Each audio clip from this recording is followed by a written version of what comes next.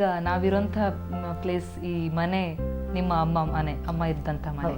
So ಈ ಮನೆ ಇಲ್ಲೇ ಮೇಲ್ಗಡೆ ನೀವಿದ್ದಿತ್ತು. ಸೊ ಅಂದ್ರೆ ಅಷ್ಟು ಒಂದು ಹತ್ತಿರದಲ್ಲಿ ಇದ್ದಂತಹ ಅಮ್ಮ ಈಗಿಲ್ಲ ಅಂತಂದಾಗ ನೆನ್ಸ್ಕೊಂಡಾಗ ಬಹಳ ದುಃಖ ಅನಿಸುತ್ತೆ. ನನಗೆ 61 ವರ್ಷ ಈಗ. ಆದರೆ ನಾನು ನಮ್ಮ ಅಮ್ಮನ ಬಿಟ್ಟು ಇರೋದು 10 ವರ್ಷ. ಮದುವೆ ಆಗಿ ಬಾಂಬೆ ಪುಣೆದಲ್ಲಿದ್ದು, ನೋಡುವ ಹಾಸ್ಟೆಲ್ದಲ್ಲಿದ್ದು ಓದಿದ್ದು. ನಾನು 51 ವರ್ಷ ನಮ್ಮ ತಾಯಿ ಜೊತೆ ಕಳೆದಿದ್ದೀನಿ. ಅಂದರೆ ಅರ್ಧ ಶತಮಾನ. ಅದು ಕೇವಲ ನಾನು ತಾಯಿ ಮಗಳು ಅಂತಾರೆ. ನಾವು ಸಾಹಿತ್ಯದಲ್ಲಿ ಒಂದೊಳ್ಳೆ ಬುಕ್ ತಂದುಬಿಟ್ರೆ ನಮ್ಮ ತಾಯಿಗೆ ಓದಲಿಕ್ಕೆ ಕೊಡ್ತಿದ್ದೆ. ಅದ್ಮೇಲೆ ನಾವು ಡಿಸ್ಕಷನ್ ಮಾಡ್ತಾ ಇದ್ವಿ. ಒಂದು ನಾಟಕ ನೋಡ್ಬೇಕಾದ್ರೆ ನಾವಿಬ್ಬರು ಸೇರಿ ಡಿಸ್ಕಷನ್ ಮಾಡ್ತಾ ಇದ್ವಿ. ನಮ್ಮ ತಾಯಿ ಸಾಯೋ ದಿನ ನಾನು ಇಬ್ಬರು ಕೂಡ ಒಂದು ಸಿನಿಮಾ ನೋಡಿದ್ವಿ ಆಸ್ಪತ್ರೆಯಲ್ಲೇ, ನೀ ಬರೆದ ಕಾದಂಬರಿ ಅಂತ. ಅವು ವಿಷ್ಣುವರ್ಧನ್ ಮತ್ತು ಭವ್ಯ ಸಿನಿಮಾ, ಅದ್ರ ಬಗ್ಗೆ ನಾವು ಮಾತಾಡ್ತಾ ಇದ್ವಿ. ಅಂದರೆ ನಾನು ಅವಳ ಒಂದು ಒಳ್ಳೆಯ ಸಂಗಾತಿ ಅವಳು ನನಗಿದ್ಲು. ಪರ್ಟಿಕ್ಯುಲರ್ಲಿ ಸಾಹಿತ್ಯದಲ್ಲಿ, ಇತಿಹಾಸದಲ್ಲಿ. ಅದಕ್ಕೆ ಕಳ್ಕೊಂಡಾಗ ಖಂಡಿತವಾಗಿ ದುಃಖ ಅನಿಸುತ್ತೆ. ದುಃಖ ಹೇಗೆ ಅನಿಸ್ಬಿಡುತ್ತೆ ಅಂದರೆ ನಾನು ಇನ್ನೊಮ್ಮೆ ಇಂಥ ಒಬ್ಬ ವ್ಯಕ್ತಿನ ನಂಗೆ ಇನ್ನೊಂದು ನೋಡೋಕ್ಕೆ ಆಗಲಿಕ್ಕಿಲ್ಲ ಅಂತ. ಆದರೆ ಆ ಮನಸ್ಸಿಗೆ ನಾನು ಸಮಾಧಾನ ಹೇಳ್ತೀನಿ.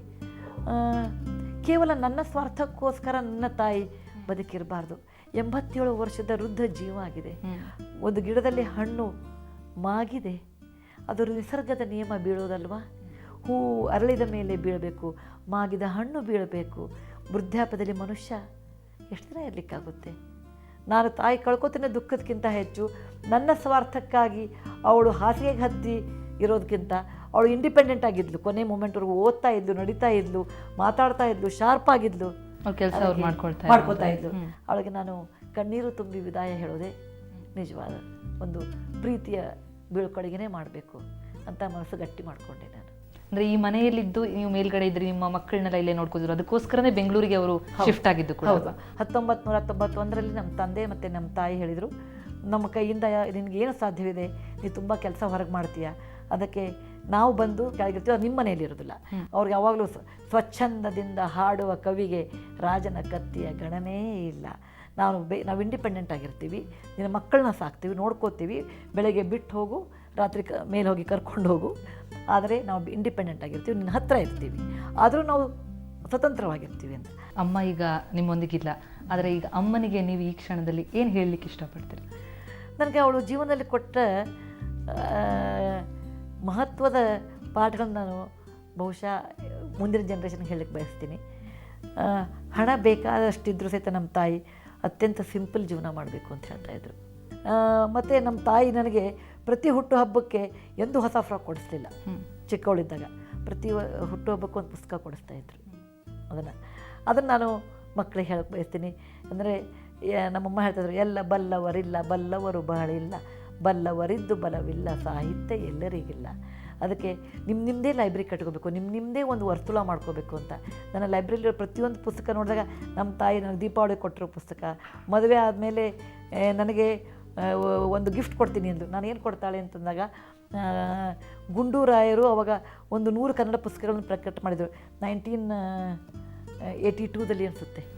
ನಮ್ಮ ತಾಯಿ ನಿನಗೆ ನನ್ನ ದೀಪಾವಳಿ ಗಿಫ್ಟ್ ಅಂತ ಆ 100 ಪುಸ್ತಕಗಳು ಕೊಟ್ಟಿದ್ದು ನಾನು ಇನ್ನೂ ಇಟ್ಕೊಂಡಿದ್ದೀನಿ. ಅಂದರೆ ಸರಳವಾದ ಜೀವನ ಮತ್ತು ಹೃದಯ ಬಯಸುವಂಥ ಸಾಹಿತ್ಯದ ಜೀವನ ಮತ್ತು ಕನ್ನಡ ಮೇಲೆ ಅಪಾರ ಪ್ರೀತಿ. ಯಾವ ಕಾಲಕ್ಕೂ ನಾವು ಕನ್ನಡಿಗರೇ, ನಾವು ವಿಜಯನಗರ ಸಾಮ್ರಾಜ್ಯದವರೇ, ನಾವು ಯಾವಿದ್ರೂ ನಾವು ಹೊಯ್ಸಳರೇ, ನಾವು ಯಾರಿದ್ರೂ ನಾವು ಬನವಾಸಿಯ ಕದಂಬರೇ. ಅದಕ್ಕೆ ನಾವು ಯಾವತ್ತೂ ನಾವು ಕರ್ನಾಟಕದವರೇ, ಏನೇ ಇರಲಿ ನಾವು ಕರ್ನಾಟಕಕ್ಕೆ ನಾವು ವಾಪಸ್ ಬರಬೇಕು ಅಂತ ನಮ್ಮ ತಾಯಿಯ ಹಠದಿಂದ ನಾವು ಕರ್ನಾಟಕಕ್ಕೆ ಬಂದ್ವಿ.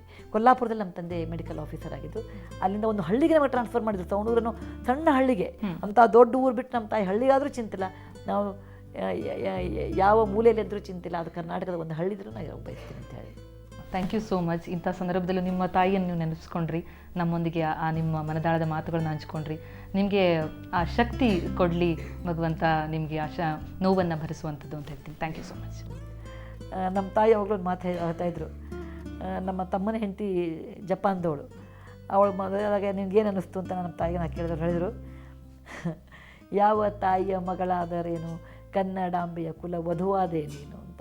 ಅಂದರೆ ಅವಾಗಿನ ಕಾಲದಲ್ಲಿ 26-27 ವರ್ಷದ ಕೆಳಗಡೆಗೆ ಬೇರೆ ದೇಶದ ಒಬ್ಬ ವಧು ಬಂದರೆ ಮನೇಲಿ ಗಲಾಟೆ ಮಾಡ್ತಾರೆ. ಆದರೆ ನಮ್ಮ ತಾಯಿ ಜಪನೀಸ್ ಸೊಸೆಯನ್ನು ಯಾವ ತಾಯಿಯ ಮಗಳಾದರೇನು, ಕನ್ನಡಾಂಬೆಯ ಕುಲ ವಧುವಾದೆ ನೀನು ಅಂತ ಪುಟ್ಟಣ ಕಣಗಾಲ್ ಅವ್ರದ್ದು ಬಿಳಿ ಹೆಂಡತಿಯೊಳಗಿನ ಹಾಡು ತೆಗೆದು ಹೇಳಿದರು. ಆಕೆ ನನಗೆ ನಮ್ಮ ತಾಯಿ ನನಗೆ ಅವರು ಸಾಹಿತ್ಯದ ಮೂಲಕ ನನ್ನ ಜೊತೆಗೆ ಯಾವತ್ತೂ ಇರ್ತಾರೆ ಅಂತ ನನಗನ್ನಿಸ್ತದೆ. ನಮಸ್ಕಾರ.